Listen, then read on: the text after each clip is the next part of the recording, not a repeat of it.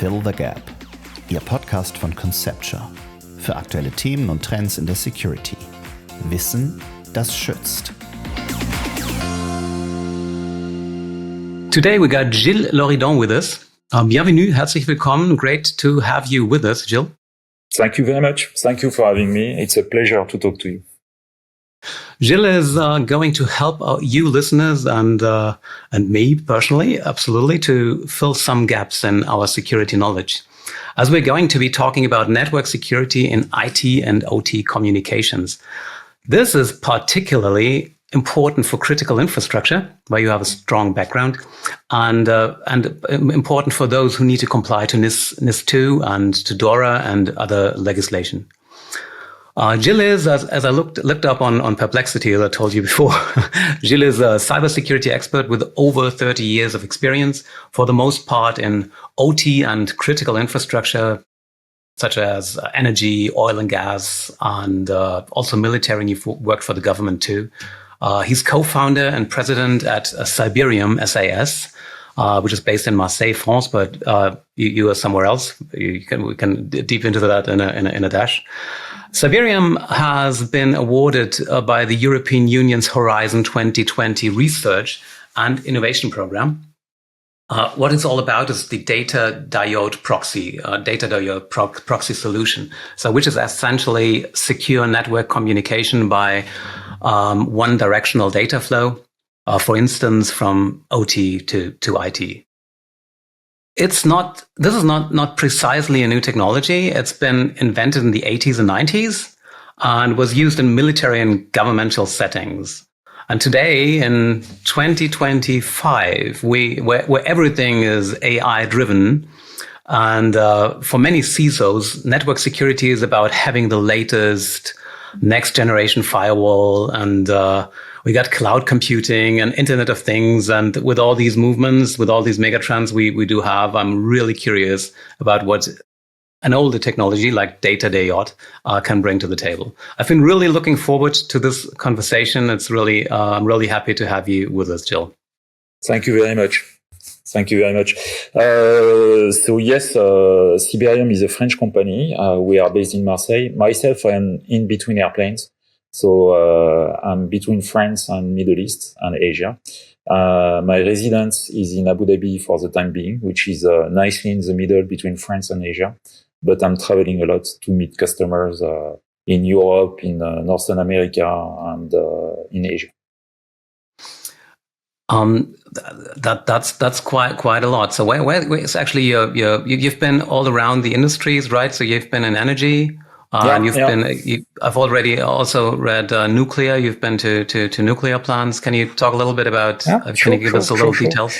I've been in the IT business for the last 30 plus years, 32 years, and in cybersecurity for 25 years.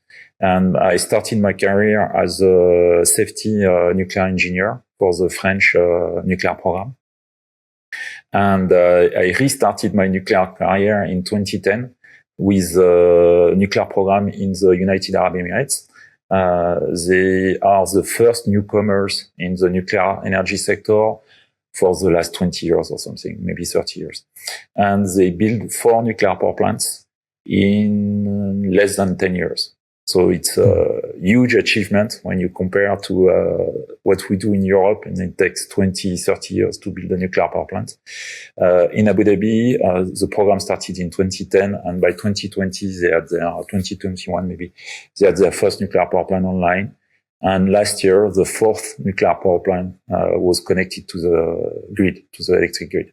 So I have a strong nuclear background as a safety engineer, nuclear safety engineer for the nuclear island, specialist in physical security based on physical aggression of the nuclear power plant, being aircraft impact assessment or loss of large area, LOLA.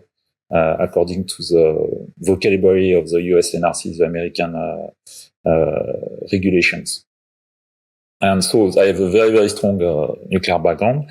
I have also a strong automation background because I work in the late 90s, mid 90s, with the first AI to manage big storage facilities in Europe. And we didn't call it AI, we call it expert system at that time.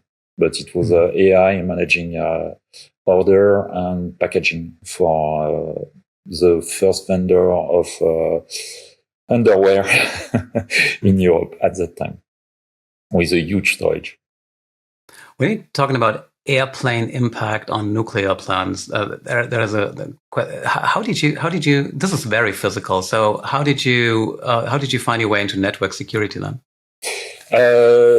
Because my first job was in the military nuclear program, but for the military nuclear program in France.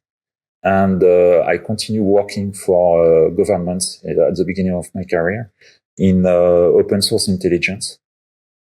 And I witnessed the power of active security operation conducted by state-sponsored hacking teams.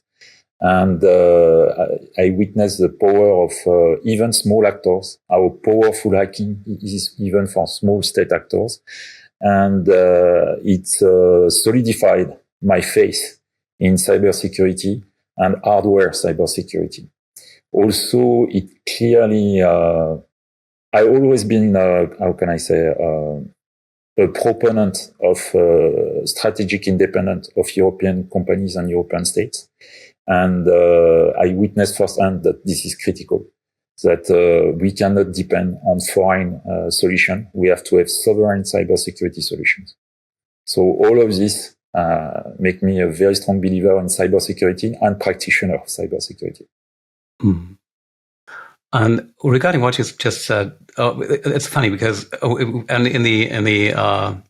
before we started the podcast right now, the episode, we were discussing the network stability in Abu Dhabi at the moment. Yes. And I've read on your LinkedIn, which I can very recommend for everyone to follow, that there was a cable cut in the ocean. This reminds me on what we had in the German Eastern Sea, yes. Just a couple of months ago, actually. What's your take on that when it comes to independence? This is in the state of our geographical and our political landscape. Independence is not an option; it's a must. We have to be sovereign in terms of IT, cybersecurity, and more importantly, OT. The level of conflict that we witness everywhere with people we believe to be our allies, it's quite frightening. But this is not something new. If you, you are, I think, my age or maybe a little bit younger. Yeah. So you must remember the late 90s. And the very first scandal, the very first huge operation by our cousin from across the Atlantic, they had a program called Echelon to intercept every single internet communication. And it was in the late 90s. And in the late 90s, the seabed cables were already targets of hacking and physical hacking to intercept every single internet communication. So this is not new. The threat is not new. This is an old threat that people tend to forget. And we need to remember, we need an incident to trigger our memory and to remember that this is an actual threat. This is not sci-fi or spy movies. This is reality. It's real. And it's real because we all need energy, right? We need our grids to operate. We need the energy producers to produce the energy and the grids to distribute it. We need our water. We need our hospitals. We need all the critical infrastructure working. And go ahead. And you need your credit card because you don't have cash anymore. And strangely enough, ATM works with electricity, and the point of sale, they work only with electricity. So we are less and less reliant. I mean, we are more and more dependent on electricity. Before you can go to the bakery and purchase your baguette or your brot with cash, with euros, but this is not possible anymore. We pay even for half a euro baguette, we pay with credit cards. Absolutely. So this is actually our society is less reliable. I mean, is more and more reliant on electricity and critical infrastructure.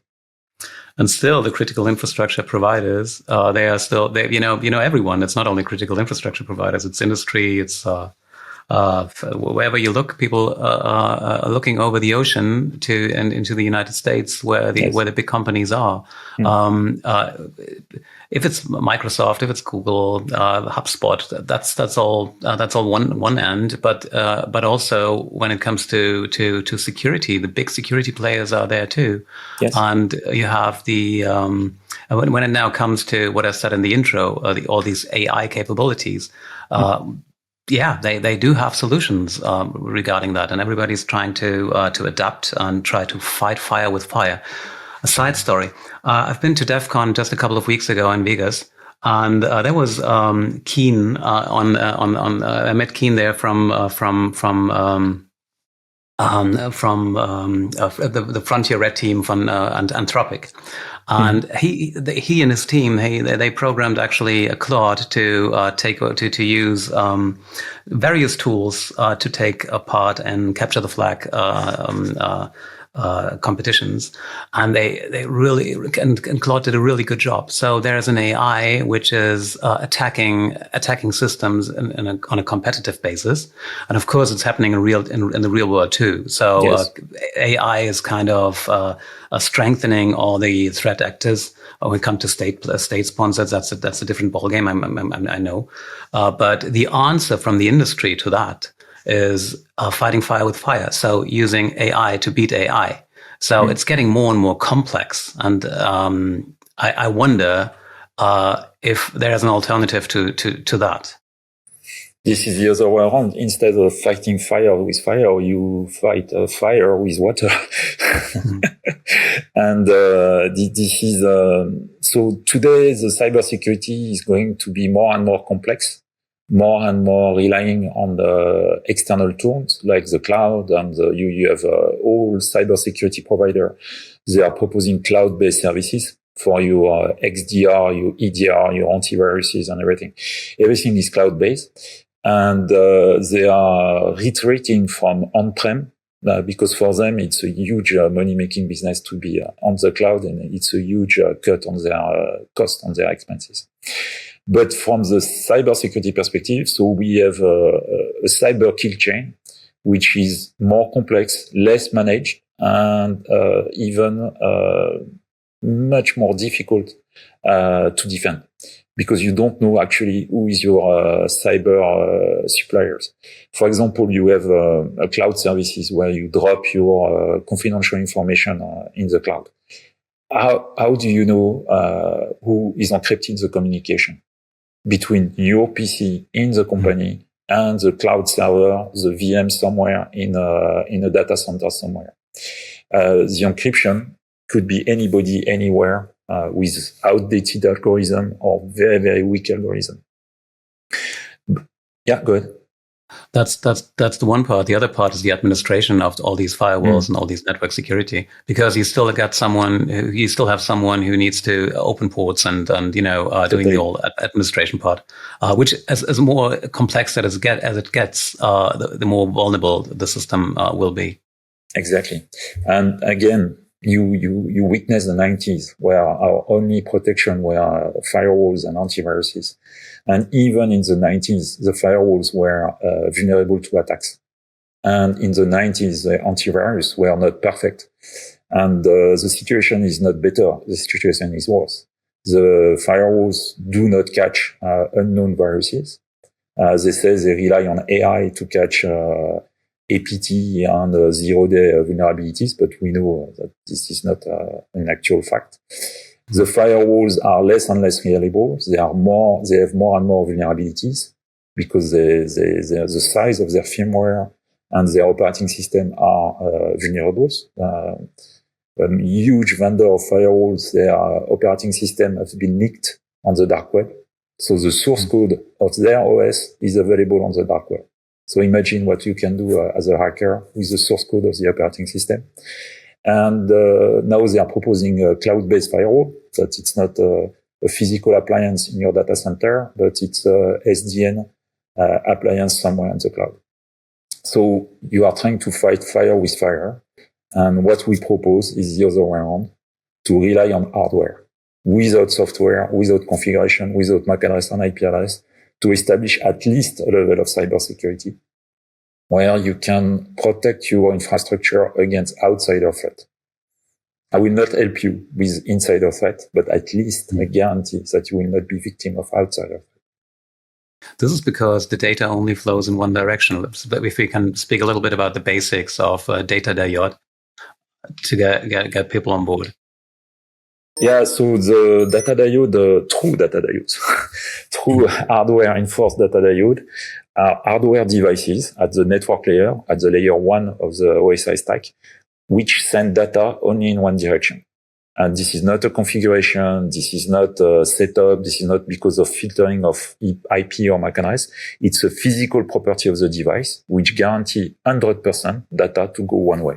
So you can only physically send data one way.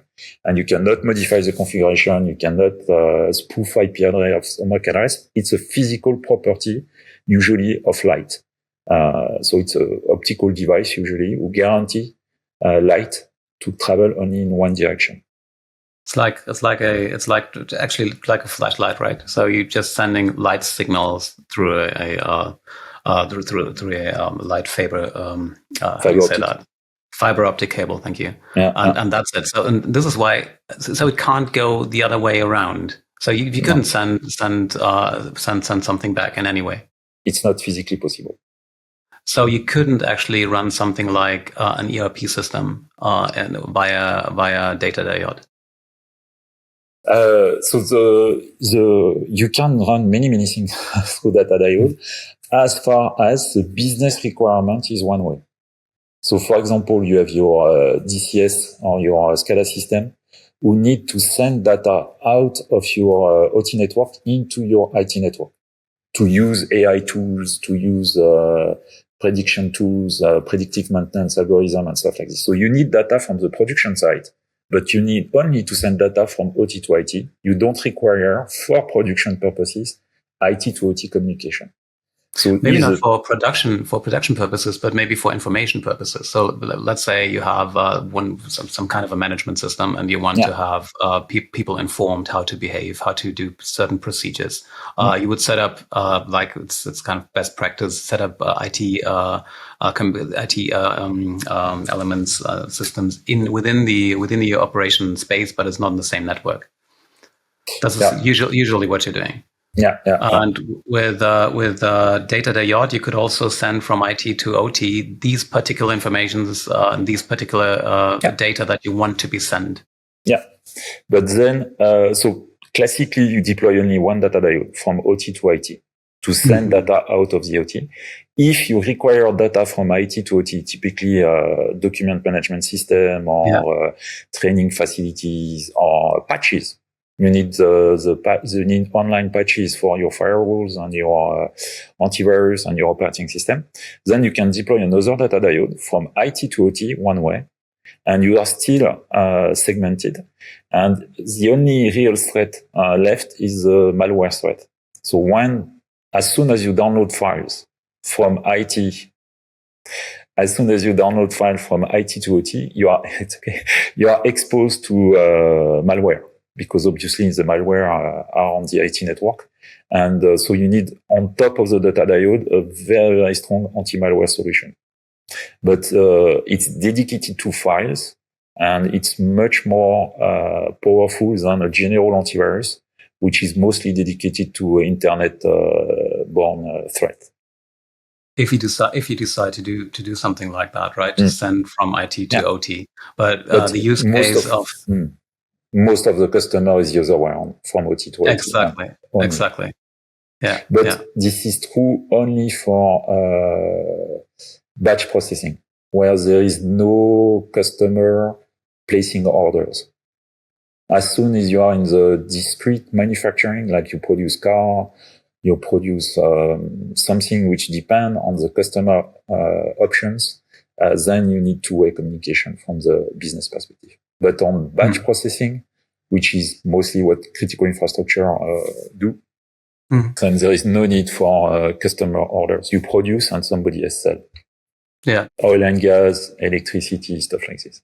Only want to evaluate your production, your machines, if they're going well, if there's some turbulences, some problems, and so on. And so that's the kind of data you need to get out of OT. Exactly. Or metering. Yeah, that sounds like a solid answer. It's kind of counterintuitive in an AI age to get back to that, because the industry, the network security industry is trying really strong to promote AI solutions, and I wonder how do you in a critical infrastructure, in an international critical infrastructure environment, experience that? Are people open to let's say an older solution, which kind of you pimped it up a little bit, right? You did some programming and Yes. in the Data Diode technology, so it's not all about the physical part. So there's some intelligence to that as well. Maybe you can go into that a little. And but do you have skeptics when you talk to CISOs and network security people? Yeah, but this is the big split within companies. When you took Data Diode to IT guys, IT cybersecurity people, they are skeptical because their whole life rely on firewalls. They don't really get one-way cybersecurity. When you talk to OT cybersecurity people or OT operation, they love the Data Diode. And one of my customers in Middle East, his boss, asked him, why do you bother with Data Diode? And he said, because I want to sleep at night. Yeah. Because he was in very, very exposed to APT. In our part of the world, APT attacks is a daily occurrence. And the only way to protect against outsider APT attack was to put Data Diodes. And it enabled him to sleep at night. This is peace of mind. So yes, it's restrictive. Yes, it's old-fashioned technology, but doesn't matter. You install it once. Most of the time, you forget about it, and then you are good to go. What I came across is people saying, okay, will this be a really rigid environment then, so that I cannot, have it flexible and production demands, maybe not in energy productions and nuclear in particular.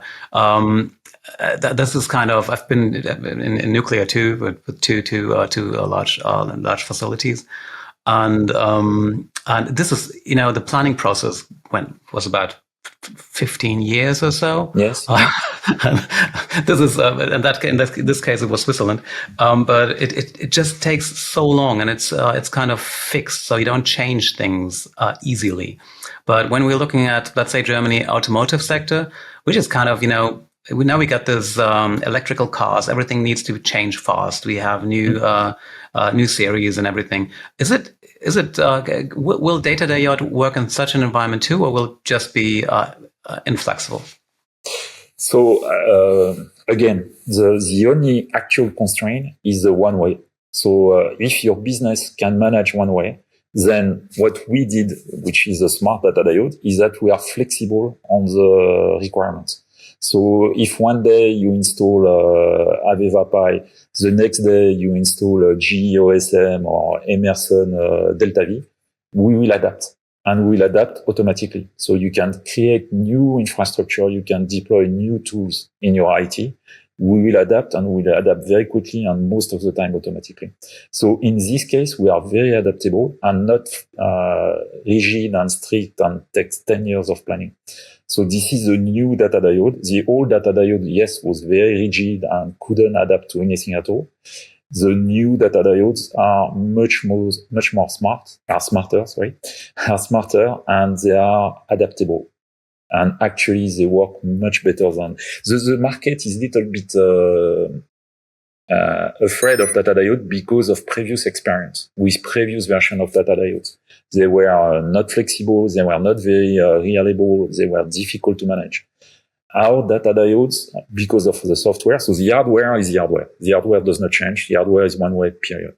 But the software around the hardware is what is the added value and the easiness of use of the data diode. And I will give you a single example. We learned that one of our customers is still using the same data diode 11 years after we install it. We thought they had decommissioned the system, and we discovered 1 month ago that they are still using the same data diode with the same software for 11 years without a single reboot. They didn't reboot the system for 11 years. Wow.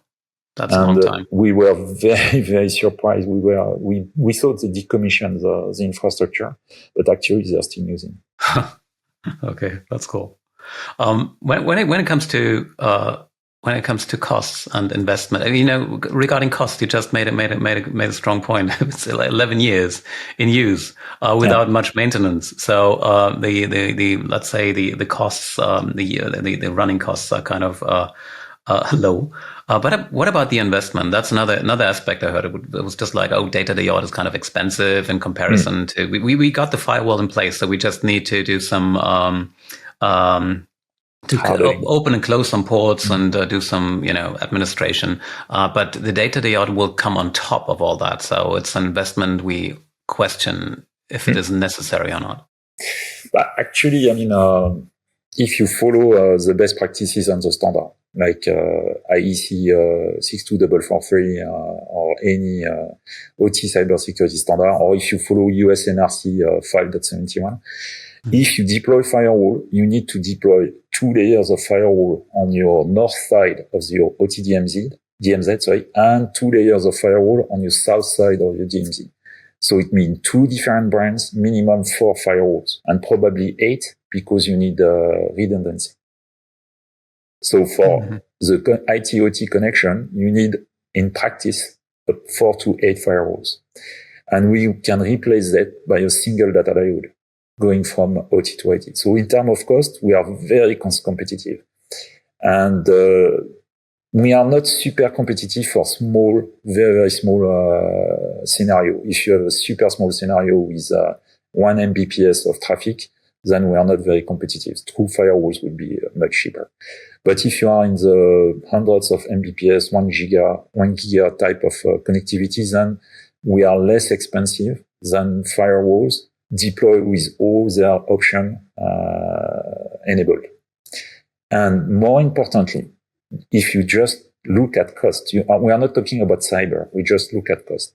If you take the cost of maintenance of the firewalls, you need to chase after updates. Every month, you need to chase after updates. In IT, it's manageable because in IT, you have tools to deploy your updates and you can update anytime. If the firewall reboot, if you reboot the switches on the firewalls, that's okay. You don't have your email for 2-3 minutes. You go, you take a coffee, you come back, you have access to your email. In the OT space, it's not possible. We don't do what we want. We need a permit to work to update. If you have a firewall in OT space, you need to update the firewall. You need to request a permit to work. To have this permit to work, you need to demonstrate impact assessment, that there is no impact after, before, and during the operation.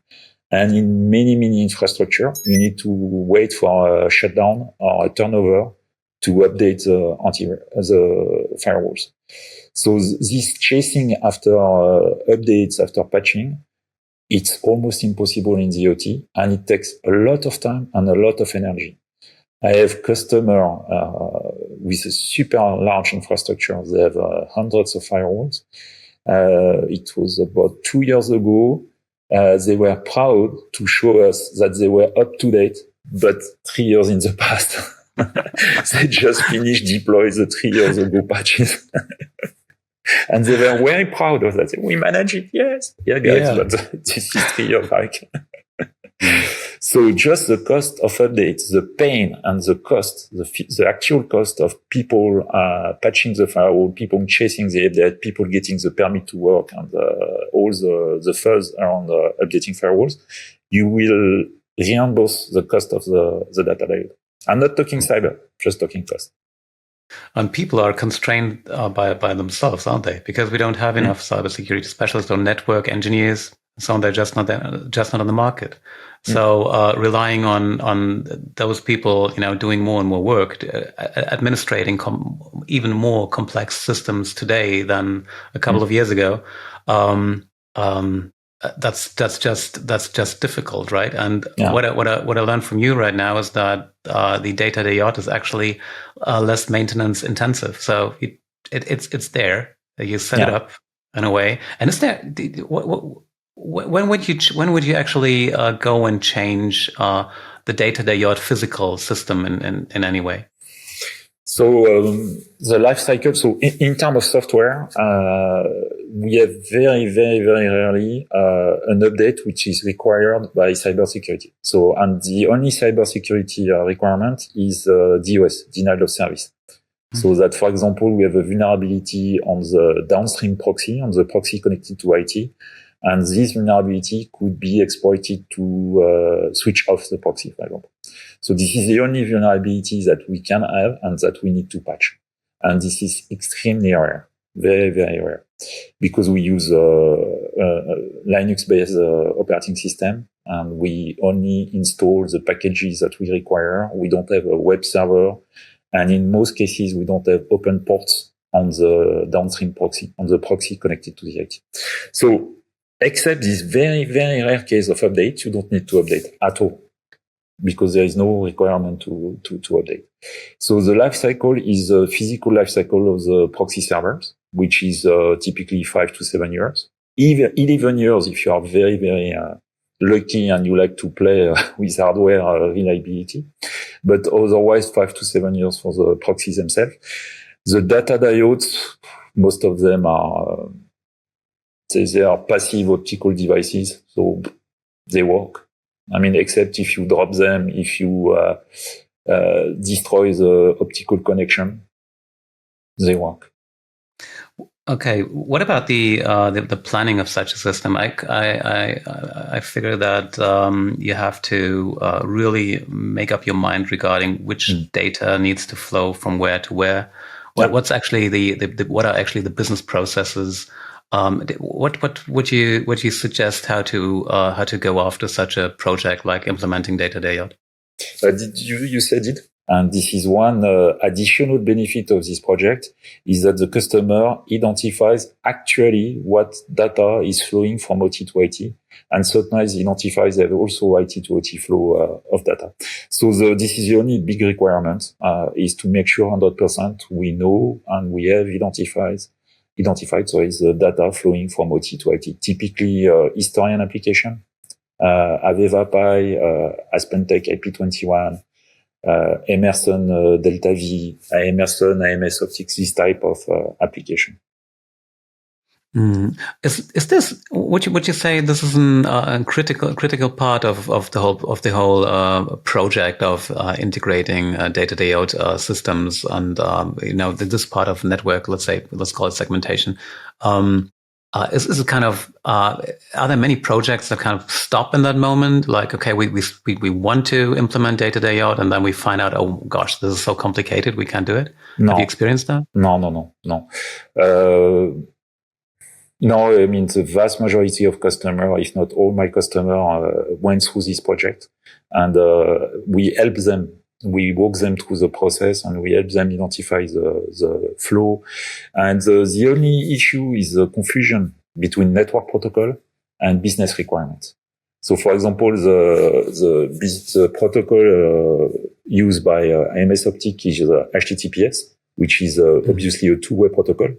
But the business requirement is one way. They need to send data from OT to IT.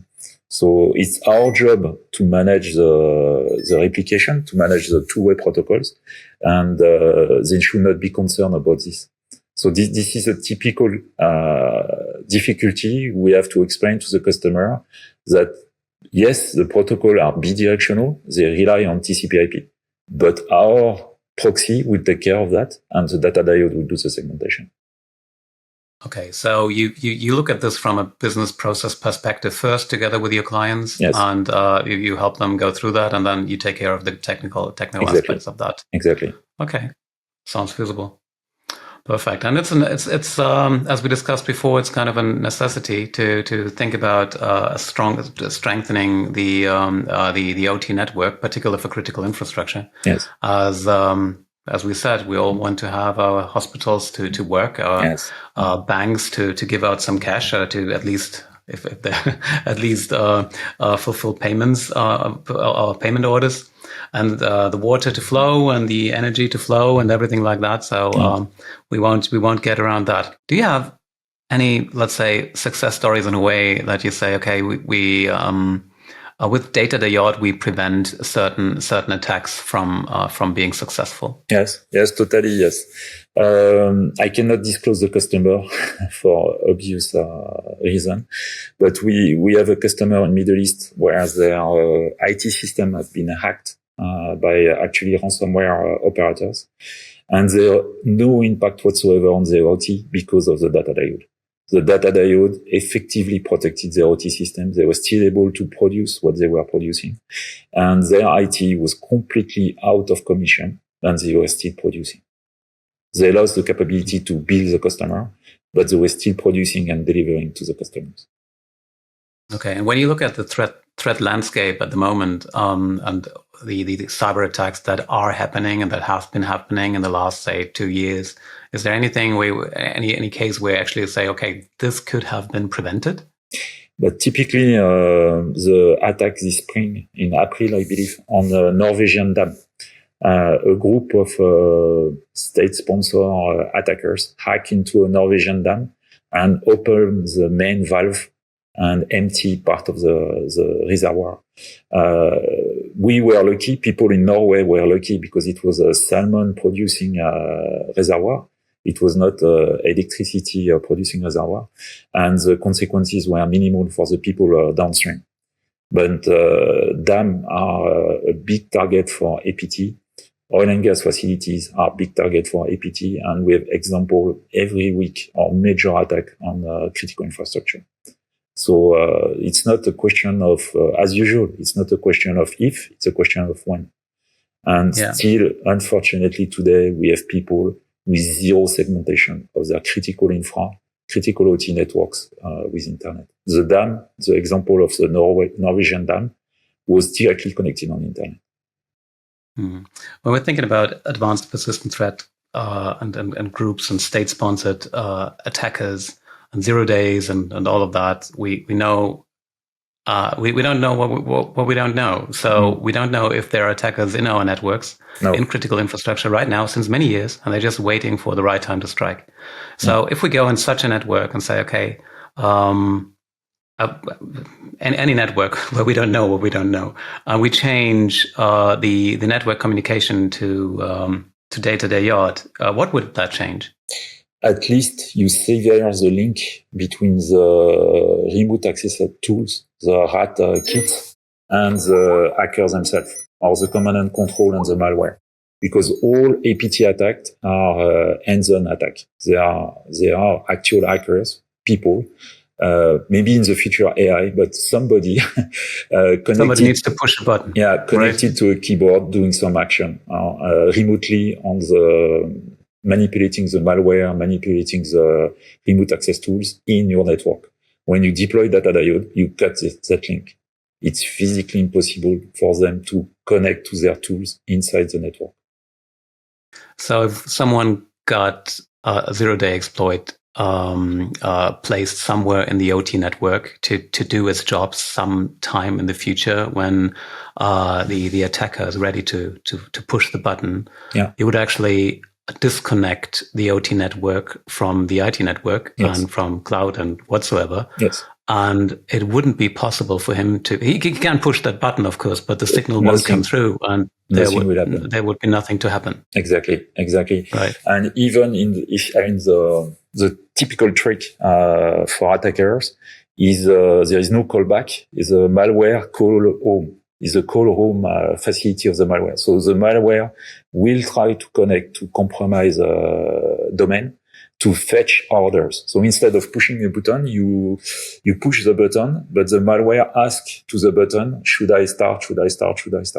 And when you place the data diode, you disconnect this connection. You sever this connection and the malware cannot do anything. And just the last funny story. I have a customer, again, I cannot disclose the name, who called me one day and say, Gilles, do you think there is an issue? My firewall is trying to resolve Russian well-known malware domain. Do you think I have a problem? Yes, you do.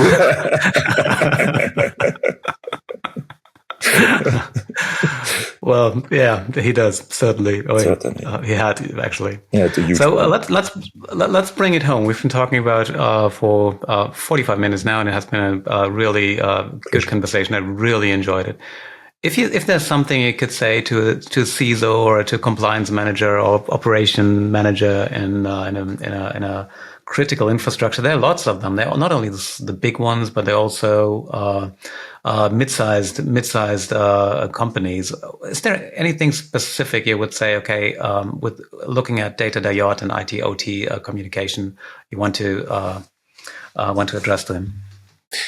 NIS2 is coming for us European. NIS2 is coming into action. We have so many regulation, cybersecurity regulation today, and the data diode will be the easiest way to demonstrate compliance. So from the compliance perspective, it's an interesting tool. It's obviously a cyber tool and very important cyber tool, but also from a compliance perspective, it will ease the demonstration of compliance if you install data diode. So it's a little bit, we say in French, effet qui se coule, is that the two effects. You increase your cybersecurity and you have an easy compliance with the latest regulation. Yeah, and I would like to add that there are lots of ways to where you actually the whole industry is actually providing solutions to comply with NIS2. That's not only one. But yes. But I would argue that everyone should look at what's the most sound solution to